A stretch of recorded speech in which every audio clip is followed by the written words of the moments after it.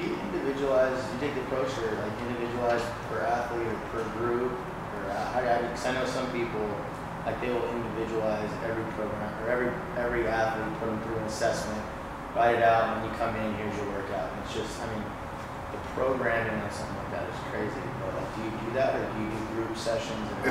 They're group sessions that everyone begins within each position group begins within the general template, and then adjustments are just made to the individual based on their individual needs, and that's mostly going to come out of mobility restrictions. So if just someone doesn't have the mobility, if they can't move well, they're not going to lift well and they're not going to run well. So having someone do something that is beyond their mobility capabilities at that time is just going to enhance shitty motor patterns, really. So I'd say, yeah, each group, like I just break them up as small skill, big skill, and linemen. And the only like simple changes, I guess, that I'd say exist, like simple differences that exist between those are the volume of running compared to weight room work, where the small skill guys are always going to do more running than weight room work compared to the linemen. Because they run faster, it's more stressful to their body, to their central nervous system. So they don't need to lift as much because they're getting more stimulus from their sprints and jumps.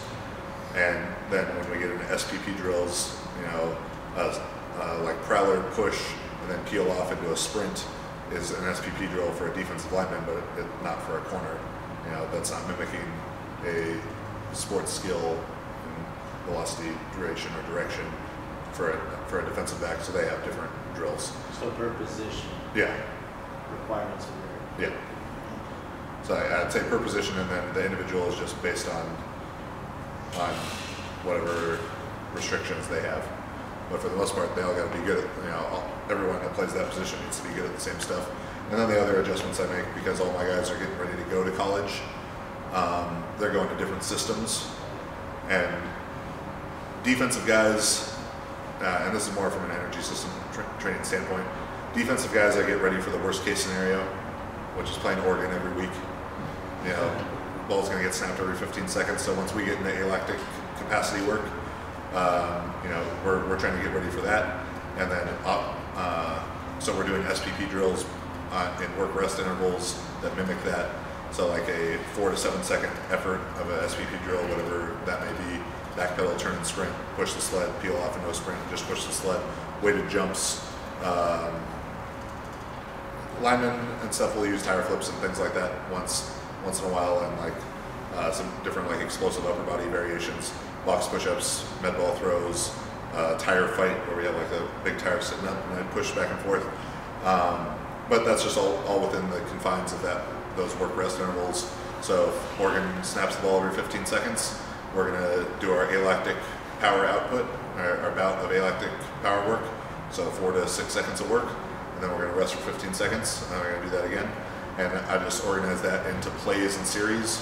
So let's say we're going to do that day 12 series of 4 plays per series. They're going to do the drill, rest for 15 seconds, 4 reps like that, rest for like 2 minutes, 2.5 minutes. That's when they're on the sideline, and then they're into their next series going again. Offensive guys, if they're going to a pro style system, we don't need to treat the alactic capacity work in the same way. So they'll have longer rests, because if they have the ability to take, if they have the chance to take the longer rest, do it, because those longer rests will allow them to develop greater alactic power. So.